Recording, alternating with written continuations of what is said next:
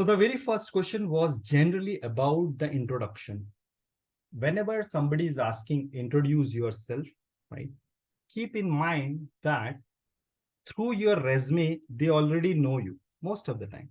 They are asking this very first question because they want to understand the flow of what are the things you are saying. Um, and do you want to highlight any particular thing which is not written in the resume, as well as your communication skill? Okay, that thing they want to check. Generally, when they ask, introduce yourself, it's more of communication skill check. Okay, it's more of communication skills on the very first. That is, we say first impression is very important. So they want to check it. Interviewer want to check it. And introduction should be just 3 to 4 lines. Let's say 5 lines. Okay, not I'm not saying hard coding it. Okay, only 5 lines, but it should be very simple. Okay, so for example, let's say my name is Rajesh. I have 10 years of experience into software testing now, and currently I am working in a company called ABC Testing, and my role here is a test lead, where I am leading a team of 10 test engineers. And uh, I have worked on different service-based companies and private and product-based companies in my last 10-year professional life. Then you can name those company name. That's it. And the duration. That's it. So keep it simple about the introduction. Okay. That will be better. And don't be in hurry when you are answering any question. Okay. Current role and responsibility. This is important because the company want to understand that what are the things you are doing. Are you passionate about what you are doing as of now, right? So they check it. Okay, are you taking interest in your current role and responsibility or not? It's not just, see, any question is not just straightforward question and answer. It's not like bookish definition of something. Most of the questions have some hidden thing to check also.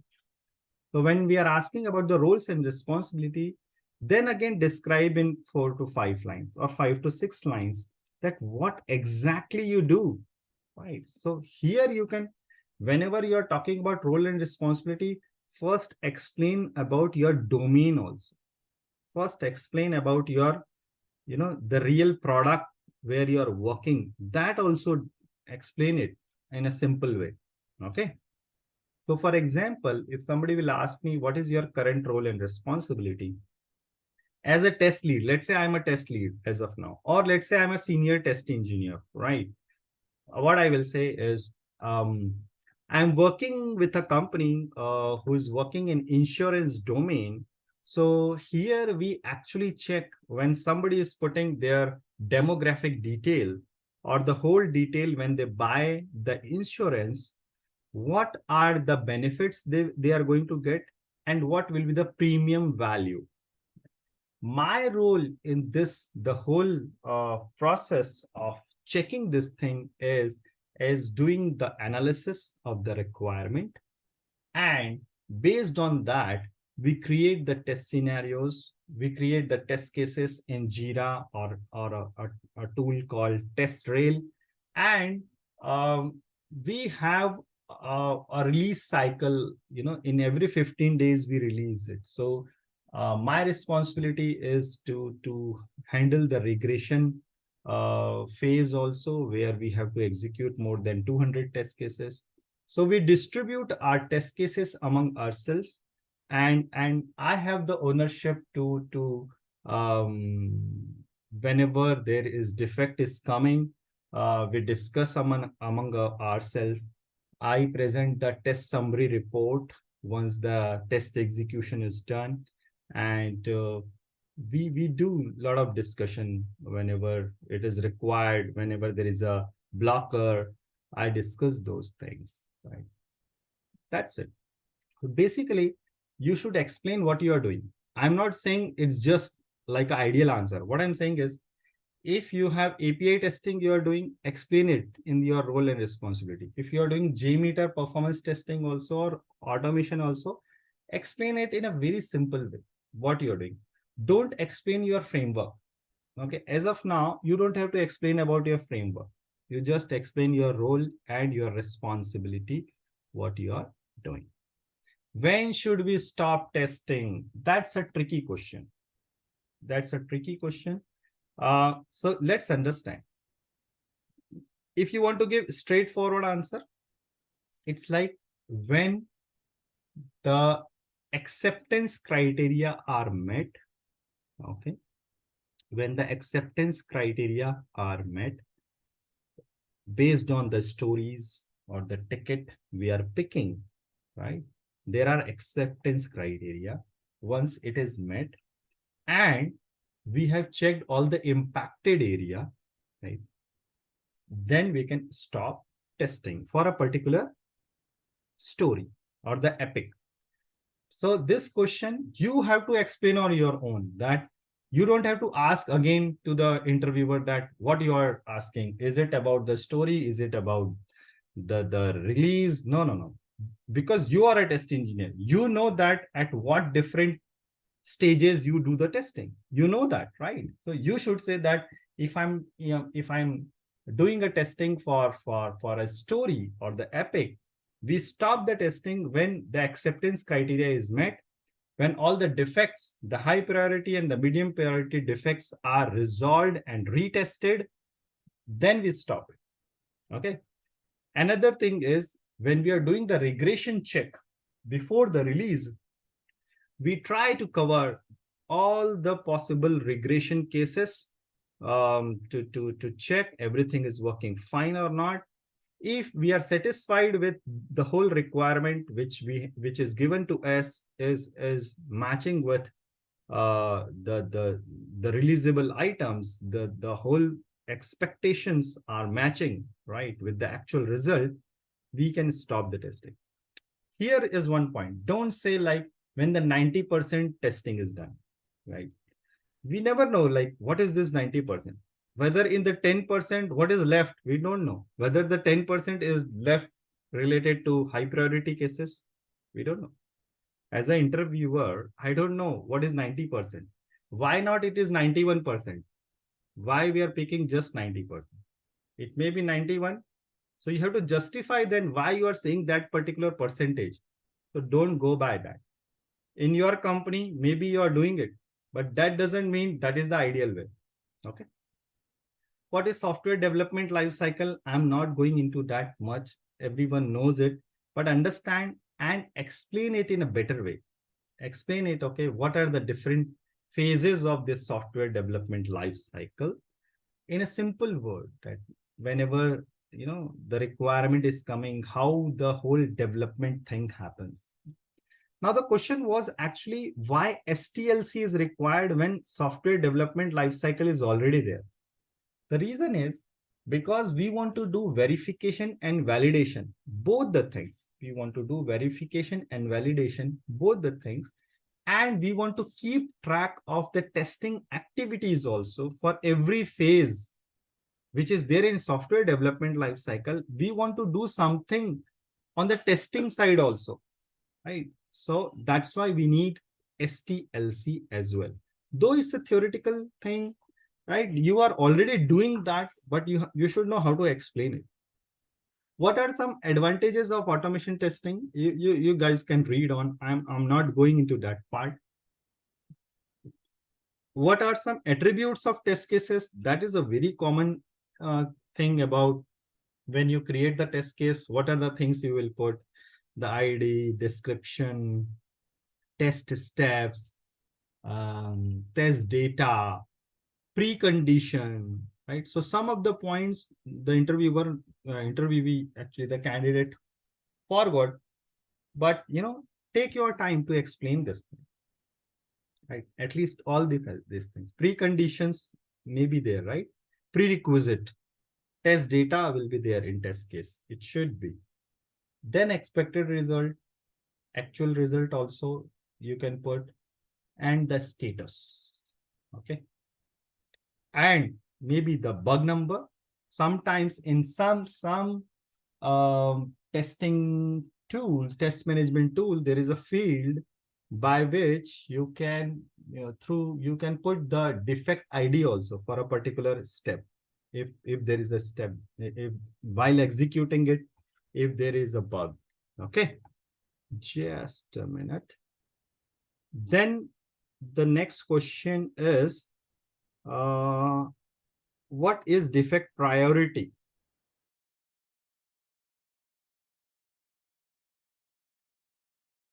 What is defect priority? So priority is related to how soon we want to resolve it. Okay, read about it. Theoretical thing, I'm not going into that. But ninth question I want to discuss, who decides the priority? So some people says test engineer, they themselves should decide their priority. Fine, because they are executing the test cases. They know the requirement. They can decide the priority. Some people says test lead, they should provide the priority. So maybe because you think that it should go through one more layer, so, and the test leaders are maybe more experienced, so they should decide the priority. Some people says product people should decide the priority. Some may say business analysts should do the priority. Let's understand. Test priority, oh sorry, defect priority, not the test priority. I am talking about the defect priority. So defect, once it is raised, you should not be in hurry to give the priority. First thing, don't give the priority then and there. You may be experienced, you know everything about your product, but still don't give the priority then and there in a hurry. Okay. If it is a blocker, if you think that, because of this, nothing is going to work, or some particular flow will not work if this defect is not resolved within 5 hours, within 24 hours, something like that, then give a high priority and put it as a blocker. But then you have to raise the alarm also. Whenever you are getting that kind of blocker, you have to put it in your channel, your communication channel, your email, or to the people who are concerned about, the whole process. You put it that I'm raising this because it seems a blocker. That's it. But priority, it's more of you have to discuss with your team. That will be a better way, because in that process you will discuss this defect with your team member, right? So they will tell you that, okay, this is already decided, this is already raised. It may happen, right? Or somebody will say a kind of related defect is already raised, or somebody will give you better idea about what could be the priority. Now, basically, you can give a priority, but discuss with your business analyst and product owner also that I have raised this defect. I am keeping it as a medium priority as of now. But if you want to change the priority, please change it. That will be a better idea. You should not solely rely on them to give the priority, because they are more concerned generally about the new tickets, new sprint backlogs and all, right? New sprint, whatever in the planning they do, the new tickets they are pulling into the board, they are more concerned about that. That's why I'm saying you can decide the priority, but what do you say, don't defend it that this is decided by me, nobody can change it. It's not like that. Generally, the business people or the people who are directly talking with the client, right? They know these things better, that what could be the priority. Okay. Because priority means how soon we want to resolve this bug. Okay.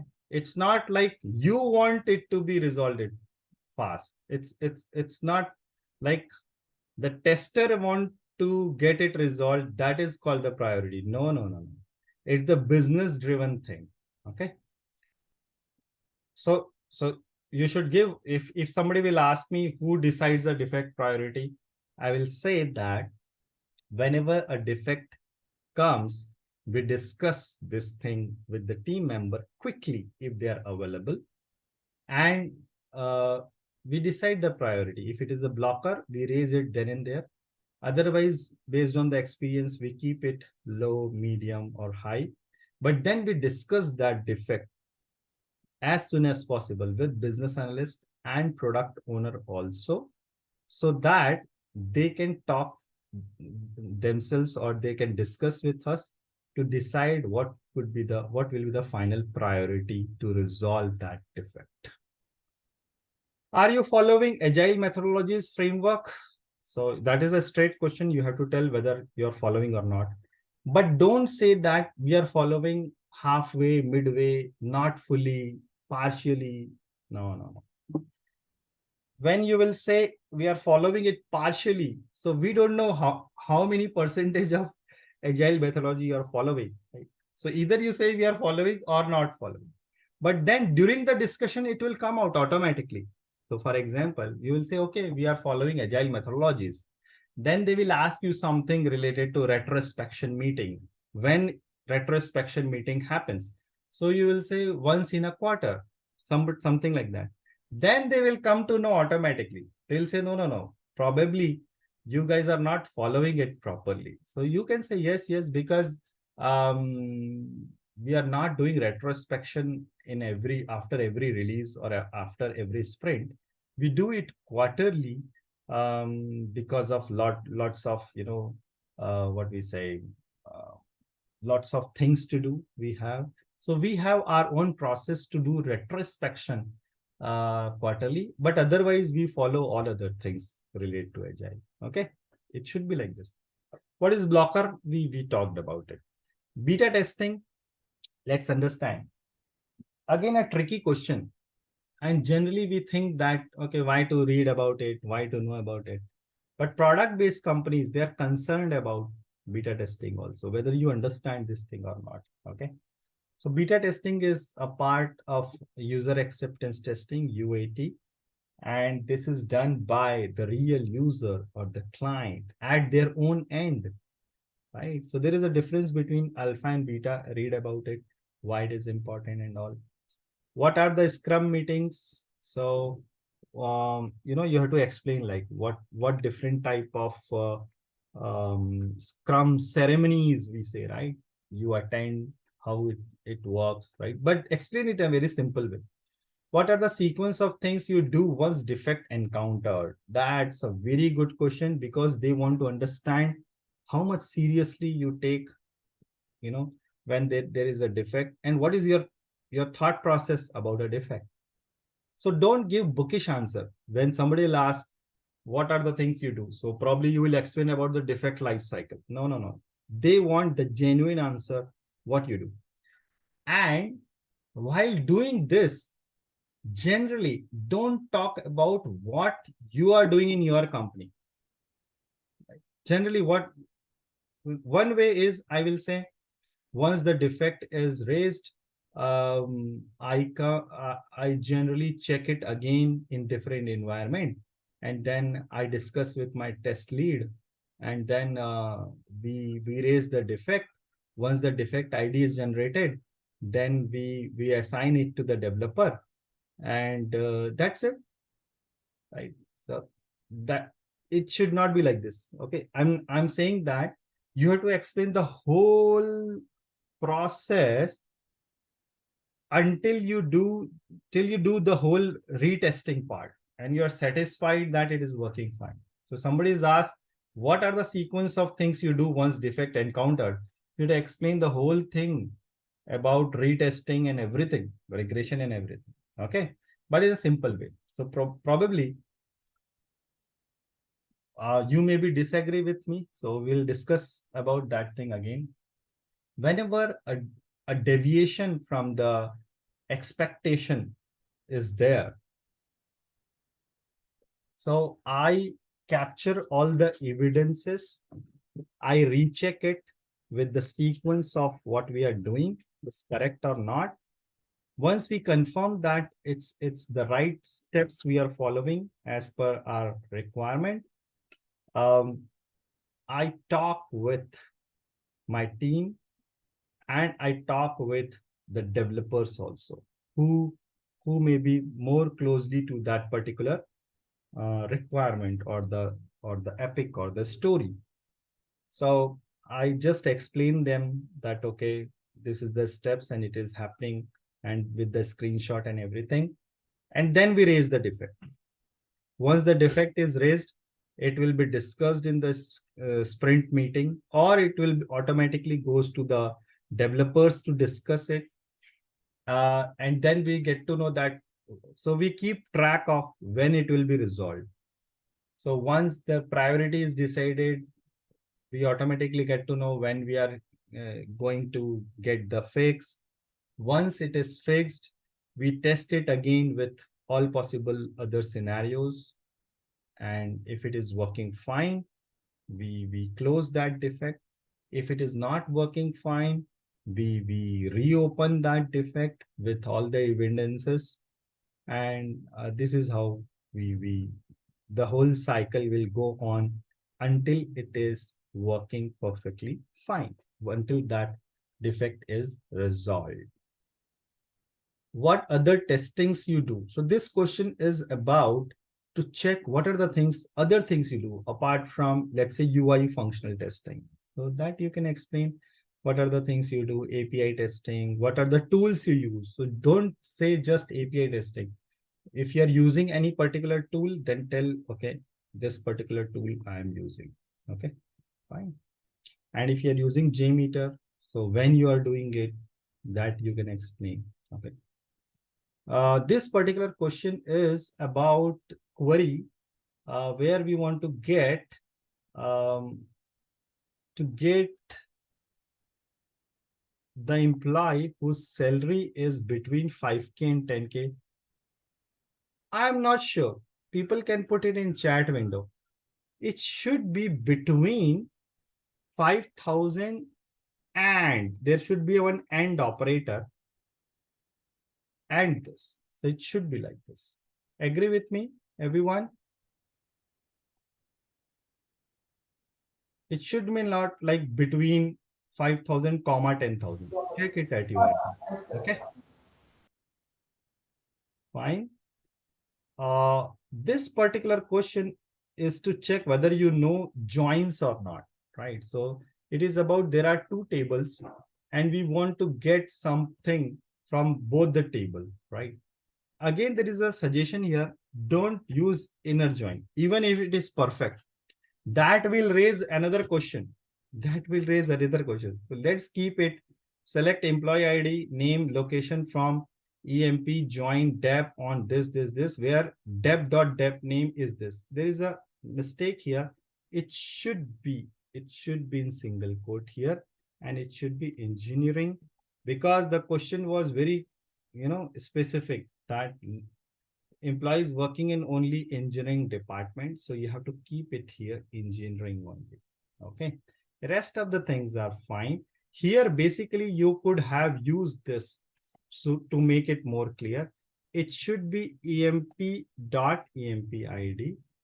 emp, because the same column name can be there in other, what we say, in other table also. So to resolve it, it's better you say that this is from that particular table. So this is about this particular query answer. That's it, guys. Thank you.